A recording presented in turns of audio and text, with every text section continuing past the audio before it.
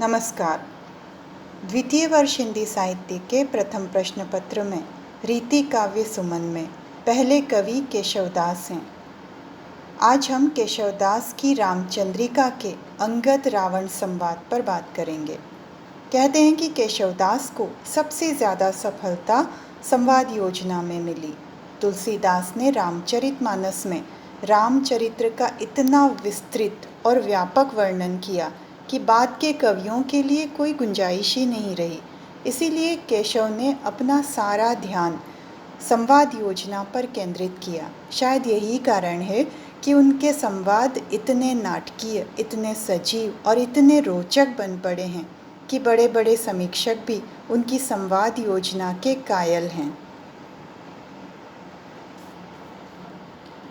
सबसे पहला अंश है, अंगद कूदी गए जहाँ आसनगत लंकेश, मनु मधुकर करहाट पर शोभित श्यामल वेश।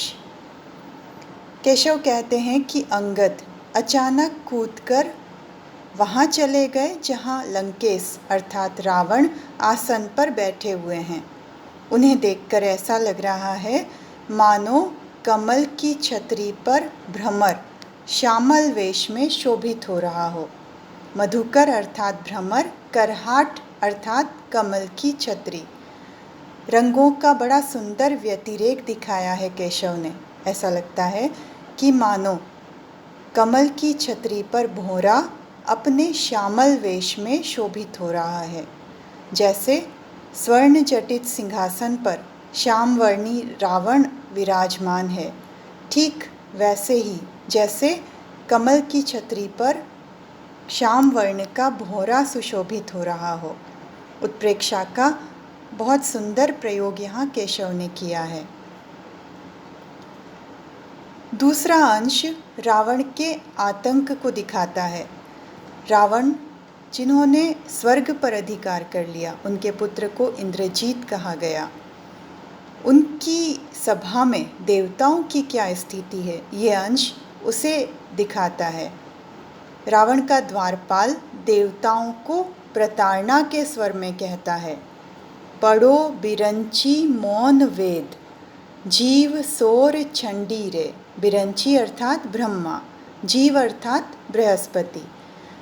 रावण का द्वारपाल कहता है कि हे ब्रह्मा, मौन रहकर वेदों का पाठ करो। हे बृहस्पति, तुम शोर छोड़ दो। बृहस्पति जो ज्ञान के देवता हैं, उन्हें रावण का प्रतिहार कहता है कि तुम यहाँ शोर छोड़ दो, आवाज़ मत करो। कुबेर बेर के कही, न जक्ष भीर मंडी रे। हे कबीर, तुम्हें कितनी बार कहा कि यहाँ यक्षों की भीड़ मत लगाओ। दिनेश जाई दूरी बैठी, नारद आदि संग ही। हे सूर्य, तुम नारद आदि के साथ जाकर दूर बैठो। न बोली चंद मंद बुद्धि, इंद्र की सभा नहीं। हे मंद बुद्धि चंद्रमा, यहाँ मत बोलो, ये इंद्र की सभा नहीं है।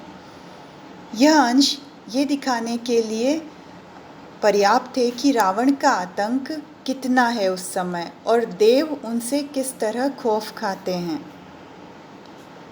अंगद रावण संवाद का अगला अंश है, अंगद यूं सुनी बानी, चित्त महारिस आनी।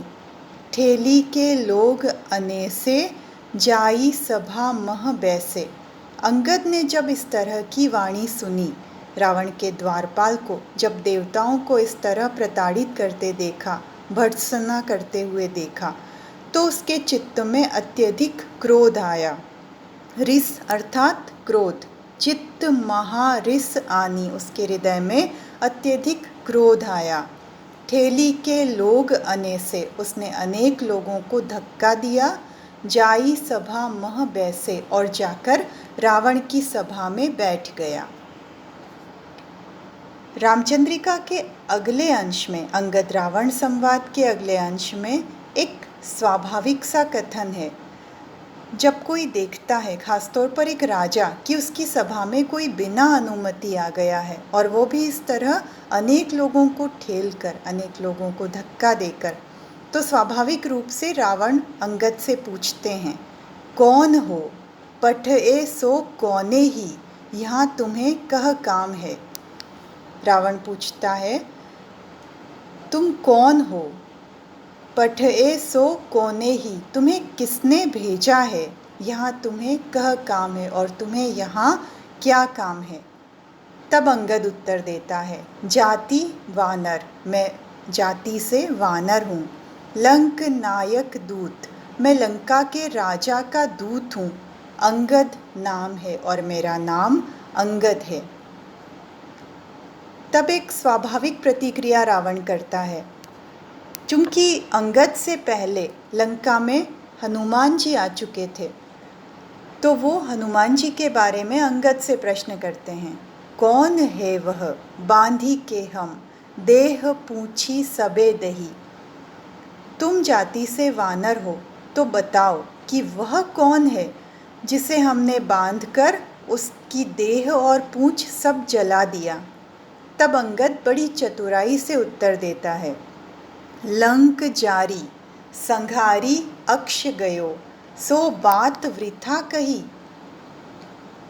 हनुमान जी ने तो ये कहा था कि मैं लंका को जलाकर और अक्ष कुमार का संहार करके आया हूँ, तो क्या वो मिथ्या बात कही?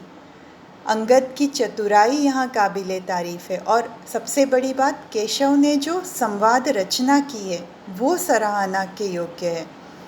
अंगद ने कुछ ना कहते हुए भी सब कह दिया कि तुम जो बोल रहे हो कि हमने हनुमान की पूंछ को और शरीर को जला दिया, बांध दिया, जबकि सच बात तो यह है कि उन्होंने पूरी लंका को जला दिया और अक्ष कुमार का संहार कर दिया। तो अंगद कहता है, लंक जारी संघारी अक्ष गयो, सो बात वृथा कही, कि उन्होंने तो कहा था कि लंका को जलाकर और अक्ष कुमार का संहार करके आया, तो क्या वो बात वृथा कही है, मिथ्या कही है? दरअसल ये पूरी संवाद योजना अंगद के चतुराईपूर्ण उत्तर और रावण की कूटनीति को प्रदर्शित करती है।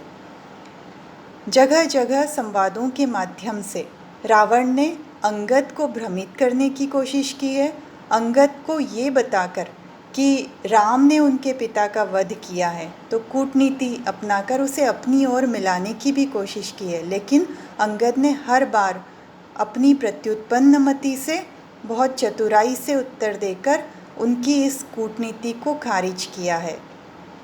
अगली बार हम कुछ और अंशों का अध्ययन करेंगे। धन्यवाद।